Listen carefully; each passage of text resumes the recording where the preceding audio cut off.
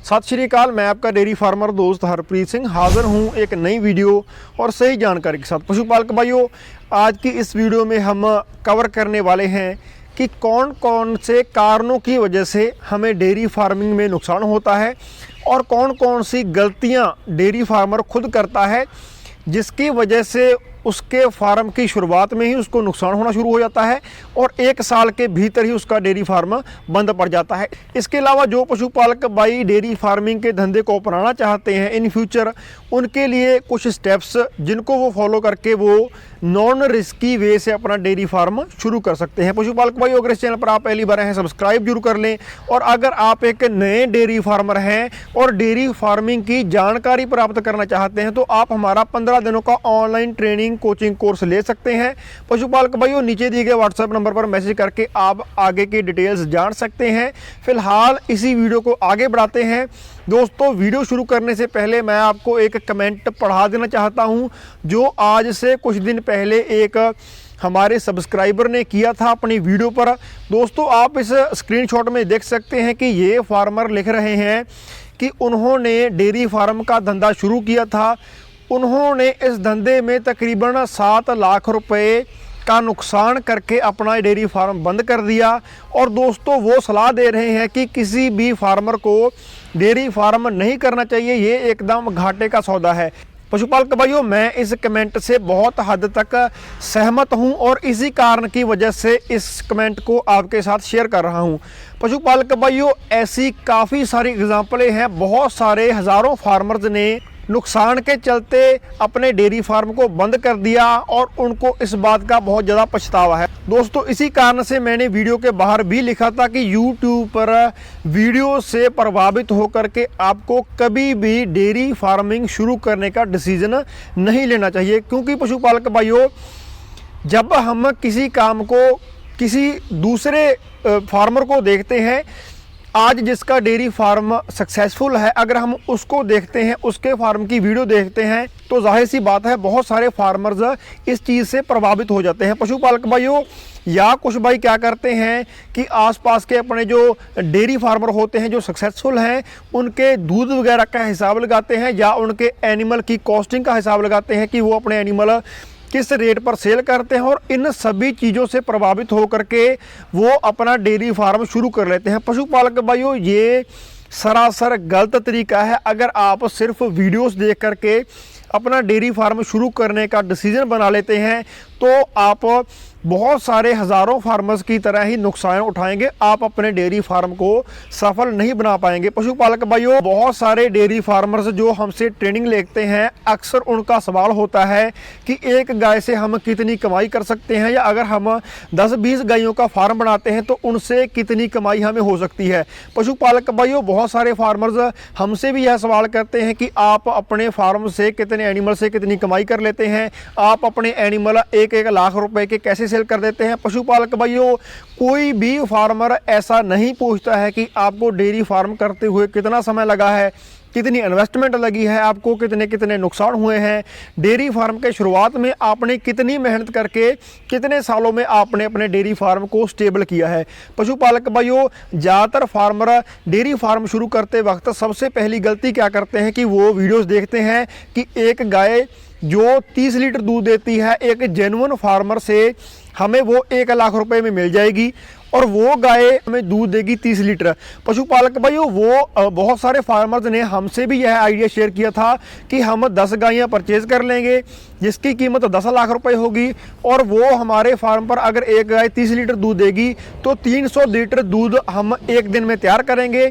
और दोस्तों, अगर हमारा दूध 35 रुपये लीटर के आसपास भी बिक जाता है तो हम एक दिन का 10,000 रुपये के आसपास कमाई करेंगे। अगर हम महीने का हिसाब बनाएं तो 3,15,000 रुपये के आसपास हमारी कमाई होगी। और एक गाय को अगर हम 10 kg फीड भी डालते हैं जो कि उसके दूध के हिसाब से बहुत है, तो 31 रुपये जो मैक्सिमम रेट है फीड का, 31 रुपये किलो फीड के हिसाब से भी हमारा 90 या 1 लाख रुपए की फीड हमारे एनिमल को जाएगी और उनसे कमाई हो रही है 3,15,000 के आसपास। तो दोस्तों, हम 1 लाख रुपए का खर्चा निकाल करके 2 लाख रुपए की कमाई एक ही महीने से कर सकते हैं। पशुपालक भाइयों, ये बिल्कुल ही गलत तरीका है अपने डेयरी फार्म का फाइनेंस मैनेज करने का। पशुपालक भाइयों, सबसे पहली चीज़ मैं आपको बता देता हूँ कि इसमें क्या होती है। जब आप एक डेयरी फार्मिंग के बैकग्राउंड से नहीं आते, आपको डेयरी फार्मिंग की प्रॉपर नॉलेज नहीं है, तो आप 30 छोड़िए, अगर आप 50 लीटर वाली गाय 2-3 लाख रुपए में भी खरीद कर अगर आप अपने फार्म पर लेकर आएंगे और आपको नॉलेज नहीं है, उस गाय की अच्छे तरीके से मैनेजमेंट नहीं होती, तो वो गाय मैं गारंटी दे सकता हूँ आपको एक भी रुपया बचा करके नहीं देगी। क्योंकि दोस्तों ज़्यादातर केसेस मैंने ये देखे हैं कि अगर कोई फार्मर बोल रहा है कि ये हमारी गाय 30 लीटर दूध देती है, तो वो गाय आपके फार्म पर अगर मैनेजमेंट ठीक भी है तो 5 से 8 लीटर दूध वो कम होती ही होती है। उसके एनवायरनमेंट के चेंज के हिसाब से, या जब हम अपने एक एनिमल को दूसरी जगह पर ट्रांसपोर्ट करते हैं तो उसमें हमारा एनिमल स्ट्रेस में चला जाता है और प्रोडक्शन एकदम से गिरा देता है। ऐसे में बहुत सारे एनिमल्स किसी दूसरे फार्म पर जाकर उस एनवायरनमेंट में ढलते भी नहीं हैं और उस ब्यांत में वो अपने फार्मर को प्रोडक्शन नहीं देते, इनटेक कम कर देते हैं और रिपीट करने लग जाते हैं। पशुपालक भाइयों, ये मेन दास्तान है जो बहुत ही ज़्यादा फार्मर्स के साथ होती है। पशुपालक भाइयों, हमारी जो इन्वेस्टमेंट होती है सिर्फ गाय पर ही नहीं होती, हमें लाखों रुपए अपने शेड पर खर्च करने पड़ते हैं। उनकी फीडिंग, जब हमारी गाय रिपीटर हो जाती है तब हमने उसको कैसे मैनेज करना है, हमारी गाय के अलग अलग कंडीशन के हिसाब से उसके अर्ली, मिड और लेट लैक्टेशन की, ट्रांजैक्शन प्लस ड्राई पीरियड की मेंटेनेंस कैसे करनी है, उस पर दोस्तों बहुत ज़्यादा खर्चा आ जाता है। तो अगर आप भी ऐसा सोच रहे हैं कि एक गाय हमें इतना दूध देगी तो हम 10 गाय परचेज कर लेंगे, इसमें उसकी फीडिंग का कॉस्टिंग ये आएगी, लेबर को ऐड करके हमें इतना मुनाफा पर मंथ हो जाएगा और हमारा डेयरी बिजनेस कामयाब हो पाएगा। पशुपालक भाइयों, डेयरी बिजनेस को कामयाब करने में हमें सालों लग जाते हैं और मेहनत तो हद से ज़्यादा करनी पड़ती है। पशुपालक भाइयों, इसके अलावा दूसरी गलती फार्मर क्या करते हैं कि हाल ही में पिछले महीने मेरे को 2 फार्मर्स ने कॉल किया। उन्होंने बोला कि आप हमें अपने फार्म की 2 गायें दे दीजिए, हम पेमेंट आपके अकाउंट में डाल देते हैं और आप हमें व्हीकल करवा करके हमारे यहाँ पर गायों को सेंड कर दीजिए। तो पशुपालक भाइयों, सबसे पहले तो उन भाइयों का धन्यवाद जो हम पर इतना ज़्यादा ट्रस्ट करते हैं। पर दोस्तों ये एक बहुत ही गलत तरीका है, क्योंकि पशुपालक भाइयों ऐसे में अगर आप किसी गलत आदमी के हत्थे चढ़ जाते हैं तो आपको भारी नुकसान करना पड़ता है। अमृतसर के एक फार्मर ने हमसे ट्रेनिंग ली थी और अगर वो यह वीडियो देख रहे हैं तो कमेंट सेक्शन में कमेंट जरूर करिएगा। पशुपालक भाइयों, उन्होंने भी ऐसे ऑनलाइन बुकिंग करके किसी दूसरे फार्मर से एनिमल परचेज किए थे। उनको बताया गया था कि इन गायों का रिकॉर्ड 45 लीटर का है और तकरीबन 1,30,000 और 1,10,000 रुपए की उनको 2 गायों की कॉस्टिंग पड़ी थी। पशुपालक भाइयों, ट्रांसपोर्टेशन के चार्जेस उस पर अलग से लगाए गए थे। और दोस्तों उस फार्मर ने हमारे साथ अपने उस गायों की वीडियो शेयर की और बताया कि एक गाय की डेथ हो चुकी है और जो गाय बची है वो 5 लीटर से ऊपर दूध नहीं दे रही है। तो अगर वो फार्मर यह वीडियो देख रहा है तो कमेंट सेक्शन में जरूर लिखे कि क्या आपके साथ सच में ऐसा हुआ है। तो दोस्तों ऐसा बहुत सारे फार्मर्स के साथ हो रहा है। तो आप इसमें एक फंडामेंटल चेक कीजिए कि जो फार्मर के पास खुद से एनिमल परचेज करने का टाइम नहीं है वो अपना फार्म कैसे चला पाएगा। तो पशुपालक भाइयों, अगर आप भी ऐसा सोच रहे हैं तो आपके ट्रस्ट का फ़ायदा उठाया जा सकता है। आपने कभी भी ऐसा स्टेप नहीं लेना है, ऑर्डर पर ऑनलाइन काउज नहीं मंगवानी है। पशुपालक भाइयों, हमारा वीडियोज़ आपके साथ शेयर करने का या ये स्टोरीज़ आपके साथ शेयर करने का सिर्फ एक ही मतलब रहता है कि आपका हमारी वीडियो के माध्यम से फ़ायदा हो या ना हो, आपका नुकसान नहीं होना चाहिए। किसी भी पशुपालक भाइयों का किसी भी रूप में नुकसान नहीं होना चाहिए। पशुपालक भाइयों, इसके अलावा तीसरी गलती बहुत सारे फार्मर क्या करते हैं कि बिना नॉलेज के डेयरी फार्म शुरू कर लेते हैं। दोस्तों अगर आपका बैकग्राउंड डेयरी फार्मिंग का नहीं है, अगर आपको डेयरी फार्मिंग के बारे में ज़्यादा नॉलेज नहीं है और अगर आपके पास हाल ही में आप एनिमल को नहीं पाल रहे हैं, तो आपको बहुत ही स्मॉल स्केल से डेयरी फार्म शुरू करना चाहिए। पशुपालक भाइयों, जो हम ट्रेनिंग प्रोवाइड करते हैं उस ट्रेनिंग में हम आपको मिनिमम रिस्क से 2 गाय का फार्म प्लान करके देते हैं, जिसकी इन्वेस्टमेंट तकरीबन 1 लाख रुपए के आसपास होती है। उस गाय से हम आपको सुजेस्ट करते हैं कि आप अपना डेयरी फार्म कैसे शुरू कर सकते हैं, और दोस्तों उसमें रिस्क सिर्फ 1 लाख रुपए का ही होता है। ऐसे में बहुत सारे फार्मर गलती भी ये कर लेते हैं कि लार्ज स्केल पर अपना डेयरी फार्म बनाने का सोच लेते हैं और 7-8 लाख रुपए अपने शेड पर इन्वेस्टमेंट कर देते हैं। तकरीबन 15 से 20 लाख रुपए की इन्वेस्टमेंट उनकी जाती है एनिमल्स पर। ऐसे में फीडिंग की, मैनेजमेंट की या एनिमल को प्रोडक्शन बढ़ाने के तरीके ना पता होने के कारण उनका फार्म लॉस में चला जाता है। पशुपालक भाइयों, आपने ये सब गलतियां कभी भी नहीं करनी है। और दोस्तों एक बात और, अगर आप डेयरी फार्म शुरू करना ही चाहते हैं तो आपको ट्रेनिंग ज़रूर लेनी चाहिए। हम नहीं कहते कि हमसे ही लें, किसी भी फार्मर से या किसी भी इंस्टीट्यूट से आपको ट्रेनिंग ज़रूर लेनी चाहिए, ताकि आपको डेयरी फार्म की असलियत पता चल पाए। दोस्तों मेरा मानना यह है कि एक डेयरी फार्मर तब तक वो नहीं सक्सेसफुल हो पाता जब तक वो एक अच्छी ब्रीड खुद से ना तैयार कर ले। पशुपालक भाइयों, हमारा अपनी वीडियोस में अक्सर यह कहना होता है कि जो आप गाय परचेज कर रहे हैं डेयरी फार्म के शुरुआत में, उस गाय की बछड़ी की और उस बछड़ी की भी आगे जो बछड़ी होगी वो अगर आपके फार्म पर ब्याह जाती है तो आपका डेयरी फार्म सक्सेसफुल हो पाता है। दोस्तों इस चीज़ को आप अगर सालों में कन्वर्ट करेंगे तो तकरीबन 5 से 6 या 7 साल बन जाएंगे। 7 सालों में अगर आप अपने फार्म पर टिके रहते हैं, प्रॉफिटेबल रहते हैं, उससे कुछ ना कुछ कमाई कर रहे हैं, नुकसान में नहीं है, तो आपका फ्यूचर डेयरी फार्मिंग में बहुत ही बढ़िया कैरियर आप बना सकते हैं। पशुपालक भाइयों, इसके अलावा कुछ सजेशंस जो हम नए डेयरी फार्मर्स को देना चाहेंगे। सबसे पहला है कि आपको ट्रेनिंग जरूर लेनी चाहिए, किसी भी इंस्टीट्यूट से लें, ऑनलाइन लें, चाहे फिजिकल लें, आपको ट्रेनिंग जरूर लेनी चाहिए।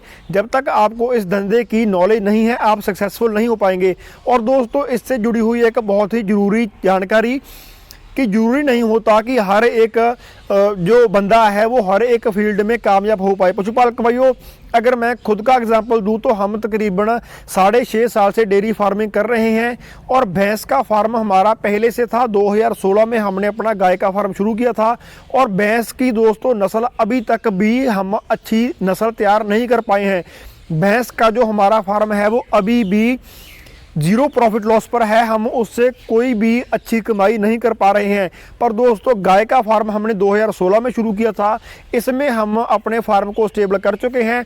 पर भैंस में हम अभी तक उसको एक बढ़िया स्टेबल फार्म नहीं कह सकते।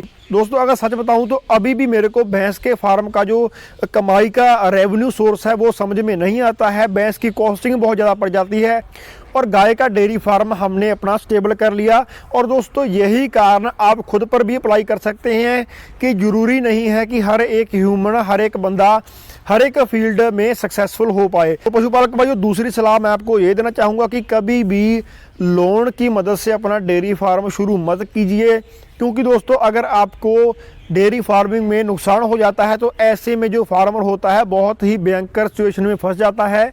लोन की रीपेमेंट हो नहीं पाती, एनिमल्स के लिए फीड का खर्चा निकल नहीं पाता और फार्मर के लिए ये बहुत ही एक तनावपूर्वक सिचुएशन बन जाती है। और इस कारण के चलते ना तो उसका फार्म चलता है, उसे फार्म भी बेचना पड़ता है, और ना ही उसके लोन की रीपेमेंट हो पाती है। ऐसे में उसको एक्स्ट्रा ब्याज के चलते काफ़ी ज़्यादा बर्डन में आना पड़ता है, काफ़ी ज़्यादा मोटी रकम उसे चुकानी पड़ती है। तो पशुपालक भाइयों, ऐसा स्टेप आपने कभी भी नहीं लेना। अगर आप डेयरी फार्म कर रहे हैं, उसमें प्रॉफिटेबल हैं, तो आप कुछ ना कुछ छोटी मोटी फाइनेंशियल हेल्प से अपना फार्म बड़ा बना सकते हैं, पर इसको शुरू कभी भी नहीं कर सकते। इन दोनों बातों में दोस्तों काफ़ी ज़्यादा अंतर है। जब आप डेयरी फार्म शुरू करते हैं और जब आप अपने डेयरी फार्म को बढ़ाते हैं, आप इनमें डिफरेंस चेक कर सकते हैं। पशुपालक भाइयों, इसके अलावा तीसरी चीज़ क्या आती है कि आपने कभी भी ब्रीड परचेज करने के लिए नहीं भागना है। दोस्तों अगर आप एक HF गाय का डेयरी फार्म शुरू कर रहे हैं तो मेरा मानना यह है कि अगर आपके पास एक 18 से 20 लीटर दूध देने वाली गाय है तो सफिशिएंट है। इससे ज़्यादा दूध देने वाली गाय आपको नहीं परचेज करनी चाहिए, बल्कि उसी अपनी 20 लीटर दूध देने वाली गाय से अच्छे सीमन लगा करके अच्छी ब्रीडिंग करनी है और अपने फार्म पर उसी 20 लीटर दूध वाली गाय से 30 लीटर या 50 लीटर वाले एनिमल्स आपने तैयार करने हैं। दोस्तों, इससे आपका समय तो ज़ाया होगा पर आपका फार्म स्टेबल रहेगा। जो बछड़ियाँ आपके फार्म पर आएंगी वो आपको बहुत बढ़िया रिटर्न देंगी, बहुत बढ़िया प्रोडक्शन देंगी और ऐसे में ही आपका जो फार्म है वो सक्सेसफुल हो पाएगा। दोस्तों, हम ऐसा बिल्कुल नहीं बोलते हैं, किसी भी वीडियो में नहीं बोलते हैं कि डेयरी फार्म में नुकसान होता है, ये बंद हो जाता है, ये आदमी को बर्बाद कर देता है। क्योंकि दोस्तों, हम खुद 6.5 साल से भी ज़्यादा समय से अपने इस डेयरी फार्म के करियर में हैं और हम इस धंधे से संतुष्ट हैं। और दोस्तों, अगर हम बात करें कि जो पशुपालक भाइयों ने आज से 20 साल पहले डेयरी फार्म शुरू किए थे और अब उनके पास जो एनिमल सेल के लिए अवेलेबल होते हैं उनकी कीमत 1.5 लाख रुपए से ज़्यादा होती है, वो अपने फार्म पर एक दिन का 2000 लीटर से भी ज़्यादा दूध मेंटेन कर रहे हैं सर्दियों के मौसम में। और जिस भी कंपटीशन में वो जाते हैं, चाहे वो नस्ल का कंपटीशन हो, चाहे वो दूध की प्रोडक्शन का कंपटीशन हो, वो अपने जो एनिमल हैं उनके दम पर उन मेलों को जीत लेते हैं, उन फेयर्स को जीत लेते हैं। उनके जो एनिमल हैं वो पहले नंबर पर आते हैं। पर दोस्तों, ये सब चीज़ें तो हर एक फार्मर नोट कर लेता है, पर वो ये नहीं देखता कि उसको इस धंधे में 20 साल हो चुके हैं और जो उन्होंने गायें अपने डेयरी फार्म के शुरुआत में परचेज़ की थी उन गायों की आगे 6वीं 7वीं या 8वीं जनरेशन उनके फार्म पर अभी चल रही है। तो दोस्तों, समय भी लगता है, बहुत ज़्यादा मेहनत लगती है। तो आप हड़बड़ी में आकर के या किसी दूसरे फार्मर से प्रभावित होकर के कभी भी इतना ज़्यादा बड़ा डिसीजन मत लें, ज़्यादा इन्वेस्टमेंट इस काम में मत करें। क्योंकि दोस्तों, अगर आपका फार्म प्रॉफिटेबल होगा, छोटे स्केल का आपका फार्म प्रॉफिटेबल होगा, तो आप उसकी ही कमाई से इस फार्मर को, इस डेयरी फार्म के धंधे को बड़ा कर सकते हैं और टाइम दे करके, मेहनत दे करके इस फार्मिंग में सक्सेसफुल हो पाते हैं। पशुपालक भाइयों, आज की इस वीडियो में बस इतना ही। वीडियो अच्छी लगी तो वीडियो को लाइक जरूर कर दें। जो फार्मर नया डेयरी फार्म शुरू करना चाह रहे हैं उनके साथ शेयर जरूर कर दें। मिलते हैं जल्द नई वीडियो के साथ, तब तक के लिए Sat Sri Akal, take care, have a nice day.